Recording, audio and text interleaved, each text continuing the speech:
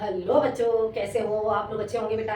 बेटा मैं आपको सिखा रही थी अनुवाद। अनुवाद में बेटा मैंने पिछले वीडियो में आपको बताया था षष्ठी विभक्ति से अनुवाद। ठीक है बेटा।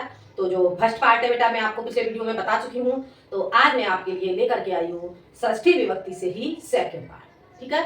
तो आज हम जान लेते हैं षष्ठी विभक्ति से सेकंड पार्ट से मैं षष्ठी विभक्ति के अन्य सूत्रों से ही अनुवाद। तो पिछले बेटा जो पिछले वीडियो में मैंने आपको बताया था फर्स्ट पार्ट में षष्ठी विभक्ति, वो आप लोगों ने समझ ली होगी। ठीक है। तो देखते हैं बेटा हम अनुवाद। अनुवाद अनुवाद अनुवाद जानेंगे बेटा हम कौन सी विभक्ति से? षष्ठी विभक्ति। षष्ठी षष्ठी षष्ठी विभक्ति। और षष्ठी विभक्ति में कारक क्या हो जाएगा बेटा? षष्ठी विभक्ति में आपका कारक हो जाएगा संबंध कारक। संबंध कारक। ठीक है बेटा। षष्ठी विभक्ति और आपका हो जाता है संबंध कारक। और इसमें बेटा आपका चिन्ह क्या होता है? चिन्ह हो जाएगा इसमें आपका का, की, के, रा, री और रे। ठीक है बेटा। ये आपके चिन्ह हो जाते हैं का, की, के, रा, री, रे। ठीक है। अब आगे जानते हैं बेटा हम इस षष्ठी विभक्ति में ही सूत्र, अगला सूत्र। ठीक है। बाकी का सूत्र फर्स्ट पार्ट में आप देख लें। ठीक है। तो जानते हैं हम सूत्र। आपका सूत्र सूत्र सूत्र आपका क्या हो जाएगा बेटा? षष्ठी हेतु प्रयोगे। षष्ठी षष्ठी हेतु षष्ठी हेतु प्रयोगे प्रयोगे। ठीक है बेटा। क्या बन जाता है हमारा? षष्ठी हेतु प्रयोगे। अब बेटा हम इसे जानते हैं, इसके बारे में षष्ठी हेतु प्रयोगे के बारे में जानेंगे। तो देखते हैं बेटा हेतु हेतु शब्दों के हेतु शब्दों का प्रयोग प्रयोग होने पर कारण कारण अथवा कारण अथवा प्रयोजन कारण अथवा प्रयोजन में और हेतु हेतु शब्दों हेतु शब्द में षष्ठी हेतु शब्द में षष्ठी विभक्ति विभक्ति का प्रयोग होता है आगे बेटा समझ में। हेतु शब्दों का प्रयोग होने पर कारण अथवा प्रयोजन में और हेतु शब्द में षष्ठी विभक्ति का प्रयोग होता है। हो गया क्लियर बेटा? इतना बेटा आपको समझ आ गया? यह हो जाता है आपका सूत्र। अब चलते हैं बेटा हम आगे। इतना सूत्र आपको बेटा समझ में आ गया होगा। देखते हैं अब हम इससे अनुवाद। क्या जानेंगे हम? अनुवाद। ठीक है। अनुवाद हमारा क्या हो जाएगा? वह है अध्ययन के कारण अध्ययन के कारण वह अध्ययन के कारण कानपुर में रहती है। वह अध्ययन के कारण कानपुर में रहती है। तो वह अध्ययन के कारण कानपुर में रहती है। वाक्य आपने पढ़ा और वाक्य पढ़ने से आपको एहसास हो रहा है ये वाक्य हमारा कौन सा है? ये वाक्य हमारा स्त्रीलिंग का। ठीक है। रहती है स्त्रीलिंग का। और स्त्रीलिंग के लिए हम वह में हम स्त्रीलिंग के लिए क्या प्रयोग करेंगे? सा क्यों रह रही है वो? अध्ययन के लिए। तो अध्ययनस्य क्या लगाएंगे? अध्ययनस्य अध्ययन के कारण। तो यहाँ पर अध्ययन के कारण रह रही है। तो अध्ययनस्य हेतु अध्ययनस्य हेतु कानपुर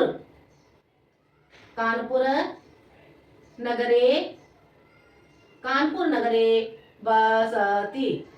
आगे समझ में? सा अध्ययनस्य हेतु कानपुर नगरे बसती। हो गया क्लियर? इतना बेटा आपको समझ में आ गया होगा। वह अध्ययन के कारण वह अध्ययन के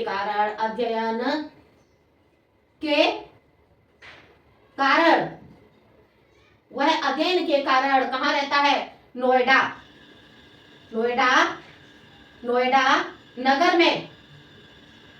नगर में रहता है। वह अध्ययन के कारण नोएडा नगर में रहता है। अब हम बेटा इस वाक्य को बनाएंगे, तो हम इस वाक्य को कैसे बनाएंगे बेटा, हम जान लेते हैं। वह अध्ययन के कारण नोएडा नगर में रहता है, तो वह के लिए हम यहाँ पे लगाएंगे रहता है। अब रहता है यहाँ पे आपको क्या आभास हो रहा है, ये हमारा पुल्लिंग का वाक्य है, ठीक है। तो सह सह क्यों रह रहा है, अध्ययनस्य अध्ययनस्य अध्ययनस्य हेतु अध्ययनस्य हेतु कहाँ, नोएडा नगरे, नोएडा नोएडा नगरे नोएडा नगरे वसति। आगे बेटा समझ में, स अध्ययनस्य हेतु नोएडा नगरे वसति। हो गया क्लियर, इतना बेटा आपको समझ आ गया होगा। अब चलते हैं बेटा हम अगले वाक्य की ओर, अगले वाक्य की ओर हम चलेंगे बेटा। अगला वाक्य हमारा क्या हो जाएगा, अगला वाक्य हमारा हो जाएगा, मैं फल लेने के कारण बाजार गया। मैं फल लेने के कारण बाजार गया, मैं फल लेने के कारण बाजार गया। तो मैं के लिए क्या लगाएंगे, अहम क्या लेने, फलस्य हेतु आपणम, बाजार की संस्कृत क्या हो जाएगी, आपणम गया, आगच्छामि, ठीक है। क्यों, क्योंकि यहाँ पे हमने उत्तम पुरुष एक वचन का प्रयोग किया है, तो हमारा उत्तम पुरुष एक वचन में वाक्य हमारा बन जाएगा आगच्छामि। हो गया क्लियर बेटा, इतना आपको समझ आ गया होगा बेटा। अब हम चलते हैं बेटा अगले सूत्र की ओर, ठीक है। अब हम चलते हैं अगले सूत्र की ओर, इतना आपने समझ लिया होगा, ठीक है। तो अगला सूत्र हमारा क्या होगा, अगला सूत्र हमारा हो जाएगा बेटा षष्ठी चनादरे, षष्ठी चनादरे, षष्ठी चनादरे, षष्ठी चनादरे।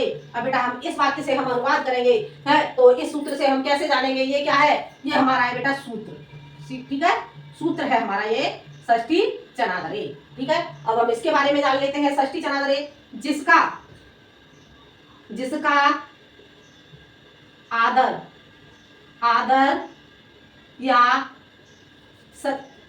तिरस्कार, जिसका आदर या तिरस्कार करके कोई कार्य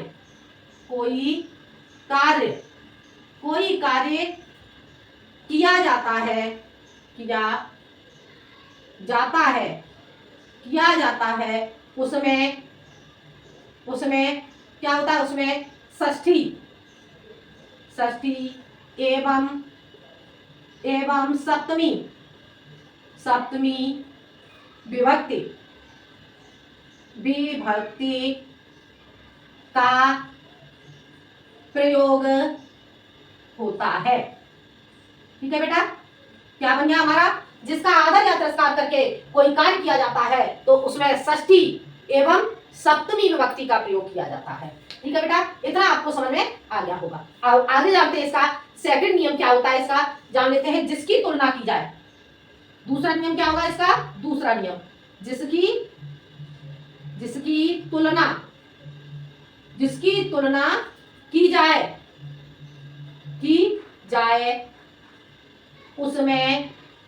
उसमें षष्ठी या तृतीया विभक्ति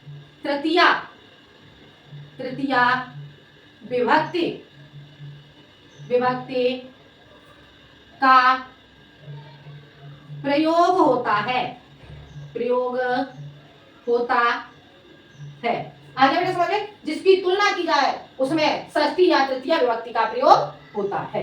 हो गया क्लियर, ये दोनों नियम बेटा आपको समझ में आ गए होंगे। अब जानते हैं हम इन दोनों नियमों से अनुवाद। पहला नियम इसमें क्या हो गया, जिसका आदर या तिरस्कार करके कोई कार्य किया जाता है उसमें षष्ठी एवं सप्तमी विभक्ति का प्रयोग किया जाता है, जिसकी तुलना की जाए उसमें षष्ठी या तृतीया विभक्ति का प्रयोग होता है, ठीक है। बढ़ते हैं बेटा हम आगे जानते हैं बेटा अब हम जानते हैं इससे अनुवाद। क्या जानेंगे, अब जानेंगे हम इस सूत्र से अनुवाद हमारा क्या हो जाएगा, कृष्ण वसुदेव के पुत्र थे, अनुवाद हमारा क्या होगा, कृष्ण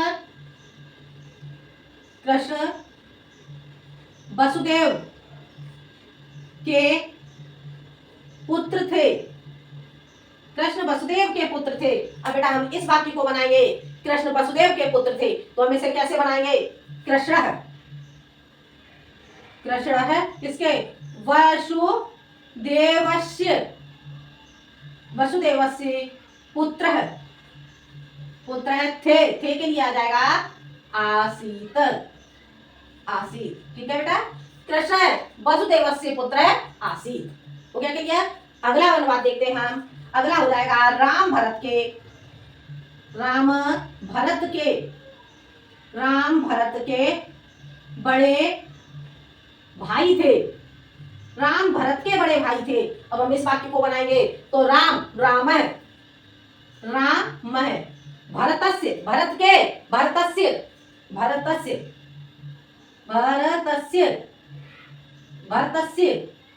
भरतस्य ज्येष्ठ, ठीक है। बड़े भाई के लिए क्या कहते हैं? बड़े भाई के लिए कहेंगे ज्येष्ठ भ्राता, ठीक है। ज्येष्ठ भ्राता आसीत, ठीक है। क्या हो गया वाक्य? राम है, भरता से ज्येष्ठ भ्राता आसीत, ठीक है। अब अगला वाक्य हमारा क्या हो जाएगा? कौशल्या दशरथ की रानी थी, ठीक है। कौशल्या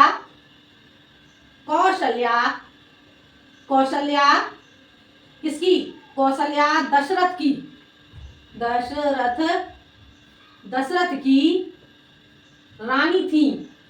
कौशल्या दशरथ की रानी थी। अब हम इस वाक्यों को बनाएंगे, तो कैसे बनाएंगे हम? कौशल्या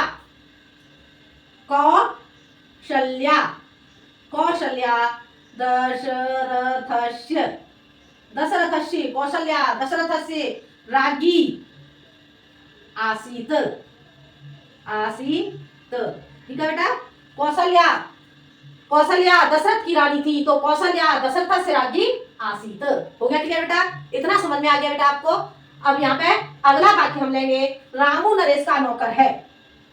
रामू नरेश का नौकर है, रामू नरेश का नौकर है। अब इस वाक्य को हम कैसे बनाएंगे? रामू नरेशस्य,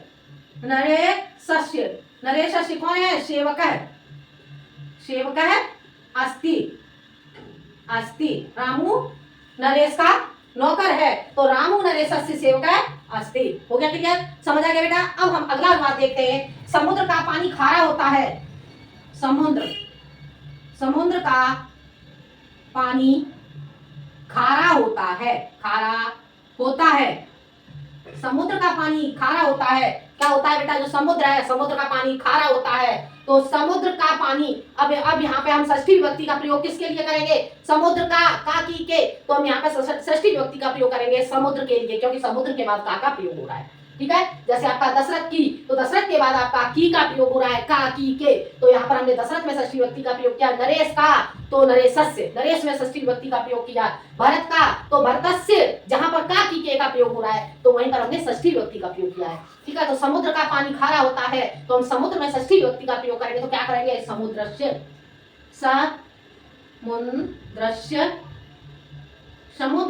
समुद्र का क्या?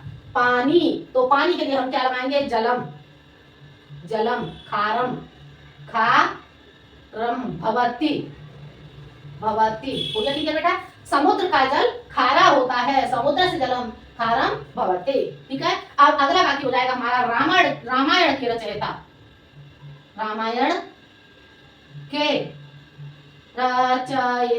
रचयिता कौन थे? रामायण के रचयिता कौन थे? वाल्मीकि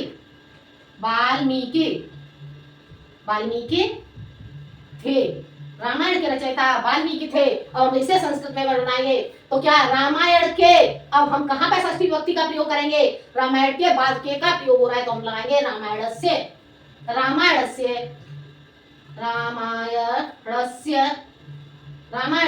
रचयिता वाल्मीकि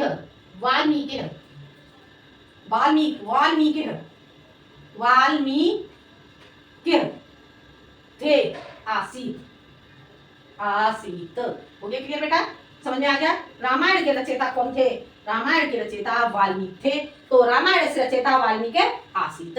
ठीक है बेटा, इतने बाकी बेटा आपको समझ में आ गए होंगे। अब हम बढ़ते हैं बेटा आगे। आगे देखते हैं हम बेटा, वह कृष्ण की पुस्तक है। ठीक है, अगला वाक्य हमारा क्या हो जाएगा, यह कृष्ण की पुस्तक है, यह कृष्ण की पुस्तक है। क्या वाक्य बनाएंगे हम, यह कृष्ण की, कृष्ण, यह कृष्ण की पुस्तक है, यह कृष्ण की पुस्तक है। बेटा इस वाक्य को बनाएंगे, यह कृष्ण की पुस्तक है, तो यह क्या है, पुस्तक, क्या है, पुल्लिंग, वो सॉरी नपुंसक लिंग। ठीक है, तो यह के लिए हम क्या लगाएंगे, यह में लगाएंगे हम इदम, इदम किसकी, कृष्ण की, तो कृष्णस्य, कृष्णस्य, कृष्णस्य पुस्तकम, पुस्तकम है के लिए अस्ति, आगे समझ में, अस्ति। ठीक है, तो यह कृष्ण की पुस्तक है, इदम कृष्णस्य पुस्तकम अस्ति। हो गया क्लियर बेटा, इतना आपको समझ में आ गया।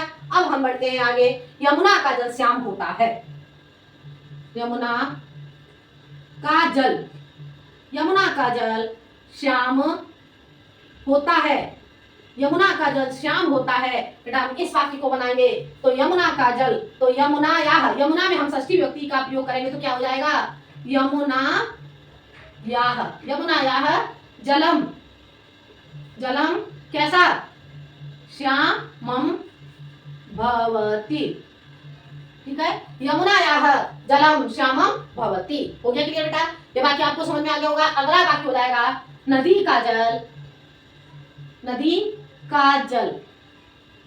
बेटा मैं कोशिश करती हूँ आपको हर तरह के वाक्य बता दूं जिससे आपको समझने में कोई प्रॉब्लम ना हो। ठीक है, इसलिए मैं कई कई अनुवाद आपको समझा रही हूँ जिससे आप ठीक से समझ लें। सारे जितने भी मैंने आपको अनुवाद समझाए हैं सब में मैंने आपको कई कई उदाहरण समझाए हैं, क्योंकि जिससे आपको हर तरीके के अनुवाद समझ में आ जाए, हर तरह के शब्द आपको समझ में आ जाए कि शब्द की क्या संस्कृत होती है। ठीक है बेटा, तो देखते हैं, जल, नदी का जल, नदी का जल धीरे धीरे, धीरे धीरे, धीरे धीरे बहता है, बहता है। अब बेटा हम इस वाक्य को बनाएंगे, नदी का जल धीरे धीरे बहता है, तो इसमें नदी का, तो नदी का, नदी में संस्कृत लगाएंगे हम षष्ठी विभक्ति में, तो नदः, क्या, जल, जलम, जलम। धीरे धीरे की संस्कृत क्या होती है बेटा, शनैः, शनैः, शनैः, और ये आपकी हो जाएगी है शनैः, शनैः, शनैः, शनैः, क्या लिखेंगे इस पर, शनैः, शनैः, शनैः, शनैः वहति। हो गया क्लियर बेटा, क्या हो जाएगा, नदा जलम शनैः शनैः भवति, धीरे धीरे की संस्कृत हो जाएगी आपकी शनैः शनैः। हो गया क्लियर बेटा, नदी के लिए हमने यहाँ पर षष्ठी विभक्ति का प्रयोग किया, तो नदा जलम शनैः शनैः भवति। अब हम चलते हैं अगले वाक्य की ओर, आम का फल मीठा होता है, आम का फल, आम का फल मीठा होता है, आम का फल मीठा होता है। अब बेटा हम इस वाक्य को बनाएंगे, आम का फल मीठा होता है, तो कैसे बनाएंगे, आम्रस्य, आम्रस्य फलम, आम्रस्य फलम मधुरम, मधुरम भवति, होता है के लिए लगा देंगे भवति, आम्रस्य फलम मधुरम भवति। हो गया क्लियर, समझ आ गया। अब हम चलते हैं अगले वाक्य की ओर, सुदामा कृष्ण के मित्र थे, सुदामा कृष्ण के मित्र थे, सुदामा कृष्ण के मित्र थे। अब हम बेटा इस वाक्य को बनाएंगे, तो सुदामा, सुदामा कृष्णस्य, कृष्णस्य, सुदामा कृष्णस्य मित्रम, मित्रम आसीत। हो गया क्लियर बेटा, सुदामा कृष्णस्य मित्रम आसीत, सुदामा कृष्ण के मित्र थे। हो गया क्लियर, समझ में आ गया। आगे बढ़ते हैं, एक लव्य, क्या, एक लव्य, एक लव्य द्रोणाचार्य, द्रोणाचार्य के, द्रोणाचार्य के क्या थे, शिष्य थे, द्रोणाचार्य के, द्रोणाचार्य के जगह हम लिख देते हैं द्रोणाचार्य का। ठीक है, द्रोणाचार्य का शिष्य था, शिष्य था। ठीक है बेटा, अब हम इस वाक्य को बनाएंगे, तो कैसे बनाएंगे, एक लव्य, एक लव्य है, एक लव्य है, एक लव्य है किसका, द्रोणाचार्यस्य, द्रोणाचार्यस्य, द्रोणाचार्य का कौन था? शिष्य, शिष्य, द्रोणाचार्य से शिष्य था के लिए लगा देंगे आसीत। ठीक है बेटा, क्या बन गया? एकलव्य है द्रोणाचार्य से शिष्य आसीत। इतना बेटा आपको समझ में आ गया होगा। अब इसका बेटा मैं आपको जो लास्ट है, लास्ट में आपको बताती हूँ इसका। देखो, जो आपके खेदपूर्ण वाक्य होंगे उसमें षष्ठी विभक्ति का प्रयोग होगा। ठीक है, खेदपूर्ण, खेदपूर्ण स्मरण में षष्ठी विभक्ति, खेदपूर्ण, खेदपूर्ण स्मरण, खेदपूर्ण स्मरण में षष्ठी विभक्ति, षष्ठी विभक्ति, विभक्ति का प्रयोग होता है। आगे बेटा समझ में? क्या? खेदपूर्ण स्मरण में षष्ठी विभक्ति का प्रयोग होता है। अब जान लेते हैं हम। इससे मैं आपको दो वाक्य बताऊंगी और उसके बाद हमारी जो षष्ठी विभक्ति है, षष्ठी विभक्ति कंप्लीट हो जाती है। ठीक है, तो क्या? वह मेरे, वह मेरे, वह मेरे रोते हुए, रोते हुए, वह मेरे रोते हुए भी चला गया, चला गया। क्या वाक्य बन गया? वह मेरे रोते हुए भी चला गया। वह के लिए हम क्या लगाएंगे? वह के लिए लगाएंगे सह, सह। मेरे, मेरे की संस्कृत हम लगाएंगे मम, मम। रोने के लिए, रोते हुए, रुदतः, रुदतः, रोदतः। ठीक है बेटा, सह मम रुदतः। क्या? अगच्छत, भी, भी के लिए क्या लगाएंगे? रुदतः अपि, अपि अगच्छत, अगच्छत। ठीक है बेटा, क्या? स मम रुदतः अपि अगच्छत। हो गया क्लियर? अगला वाक्य, पुत्र माँ को याद करता है, पुत्र माँ को, माँ को, पुत्र माँ को, माँ की याद करता है, पुत्र माँ की याद, याद करता है। क्या करता है? पुत्र, पुत्र माँ की याद करता है। अब हम इस वाक्य को बनाएंगे तो पुत्र, पुत्र है, पुत्र है, माँ की, मातुः, मातुः क्या करता है? स्मरति। ठीक है बेटा, आगे समझ में? तो खेदपूर्ण स्मरण में षष्ठी विभक्ति का प्रयोग होता है। वह मेरे रोते हुए भी चला गया, स मम रुदतः अपि अगच्छत। ठीक है, पुत्र माँ की याद करता है तो पुत्र मातुः स्मरति। ठीक है बेटा, तो ये हो जाता है बेटा आपकी षष्ठी विभक्ति। कौन सी विभक्ति? ये मैंने आपको समझाई थी, षष्ठी विभक्ति। तो षष्ठी विभक्ति संबंध कारक से बेटा ये अनुवाद आपको समझ में आ गए होंगे। अगले वीडियो में बेटा मैं आपको पढ़ाऊंगी सप्तमी विभक्ति। कौन सी विभक्ति जानेंगे हम? अगले वीडियो में जानेंगे हम सप्तमी विभक्ति। ठीक है बेटा, बेटा वीडियो आपको पसंद आए तो लाइक करें, शेयर करें और सब्सक्राइब करें। मिलते हैं हम अगले वीडियो में अगले नए टॉपिक के साथ। जब तक के लिए धन्यवाद।